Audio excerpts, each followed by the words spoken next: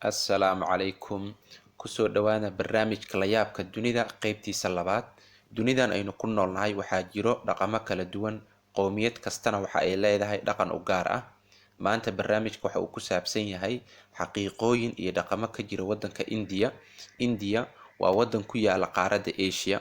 Wadankan waxa uu ka mid yahay wadamada ugu dadka badan dunida. Waxaa ku nool dad gaaraya 1.2 bilyan oo dad ah, waxayna ku hadlaan 22 luuqadood. India waa dhul la yaab leh, xaqiiqooyin cajiib ah ayaa ka jira wadankan. Haddii aan idinla wadaago waxaa ka mid ah nambarka koobaad, dhaqamada Hinduuga. In ka badan 1 bilyan oo dadka India u dhashay ayaa lagu tiriyaa in ay yihiin Hindus. Sidaa awgeed waxaad arkaysaa dumar badan kuwaas oo gacmahooda ku qurxiyay ama marsaday cilaan si la mid ah sujuudda waxaa uga yaala tush ama calaamad gaduud ah.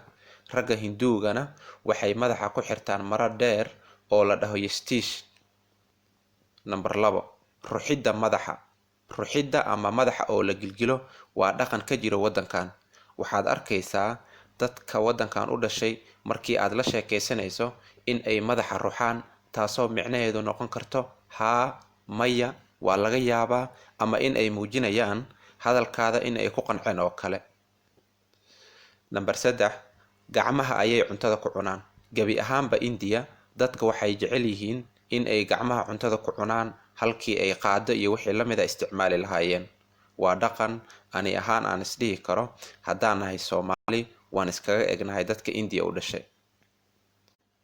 Number 4, lo'da oo wadooyinka tuuran waa xaqiiqo dhab ah oo ka jirta wadanka India. Lo'da waa la caabudaa. Taas ayaa sababtay in wadankan uu leeyahay lo' gaaraysa 283 milyan, kuwaas oo la sheego 7 milyan oo ka mid ah in aysan haysanin hooy ama xero.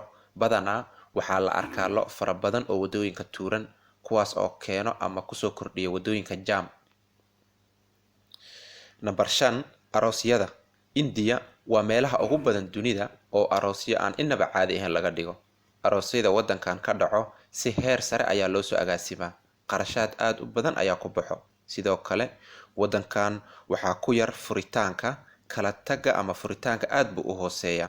Sababta ayaa ah shuruuc iyo dhaqamo adag ay leeyihiin marka laga hadlayo arrimaha qoyska. Number 6, familiga ama qoyska ugu dadka badan dunida. Qoyska ugu weyn adduunka waxa ay ku nool yihiin India, gaar ahaan xaafadda la dhaho Bactawang. Aabaha qoyskan waxaa la dhahaa Siona. Waxa uu dhashay sanadku markuu ahaa 1945. Taariikhda adduunka ayuu galay. Aabahan waxa uu mas'uulka ka yahay qoys aad u ballaaran, kaasoo noqday qoyska ugu dadka badan dunida.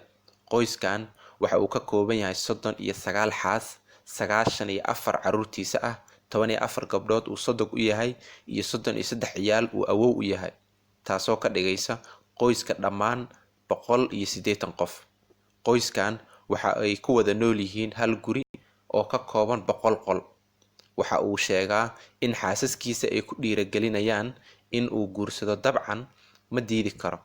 Qorshaha qoyskan uu ku sii ballaarin lahaa ayuu ku tala jiraa. Number 7, isticmaalka feerada dhuxusha. Wadanka India, isticmaalidda feerada dhuxusha waa dhaqan soo jireen ah. Dadka wadankan u dhashay badankood waxay isticmaalaan feerada dhuxusha si ay dharka ugu feeraystaan. Feerada korontada ah dadka isticmaala aad bay u yar yihiin. Number 8, India waxa ay hooy u tahay diimo kala duwan, sidoo kale luuqad qaran ma jirto. Diimaha ka jira wadankan waxaa ka mid ah Hinduism, Islam, Christianity iyo Sikhism. Diimaha ugu weyn wadankan waxaa weeyo Hinduism iyo Islam. 80% dadka wadankan u dhashay diinta Hinduismka ayay haystaan.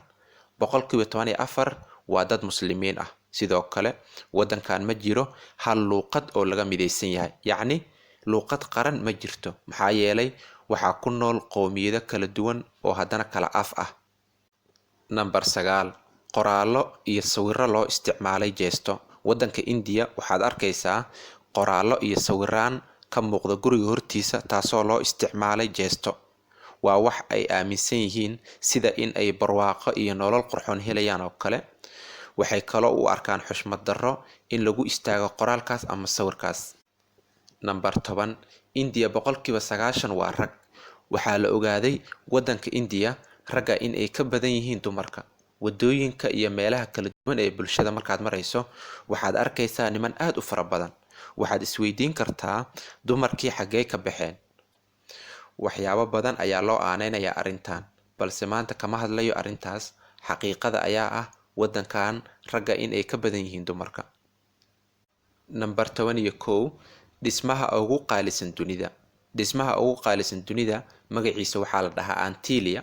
Waxa uu ku yaala caasimadda Mumbai, India. Waxaa iskale bilyaneer Indian ah oo la dhaho Mukesh Ambani.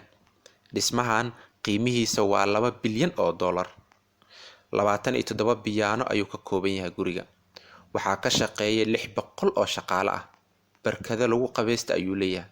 Tiyaatar ayaa ku dhex yaalo iyo in kaloo badan. Sidoo kale waxa uu dheer in uu leeyahay 3 helicopter dayuuradaha sida qumaatiga u kaco kuwaas oo dul heehaabaya dhismaha.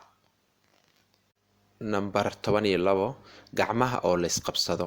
Waa wax caadi ah in aad aragto nimanka India u dhashay in ay gacmaha isqabsadaan, hab isa siiyaan ayagoo joogo centralka magaalada meelaha dad badan ay joogaan. Dadka qaar waxaa laga yaabaa in ay si qaldan u fahmaan, laakiin loogama arko wadanka India arrintaas si qaldan. Waa dhaqan soo jireen ah. Asxaabteyda qaaliga ah, maanta barnaamijka halkaas ayuu ku egyahay. Barnaamijka layaabka dunida qeybtiisa 2. waad ku mahadsantihiin daawashada muuqaalkan. Fadlan sii faafiya. Haddii aad nagu cusub tahay kanaalkan subscribe saar. waad mahadsantihiin.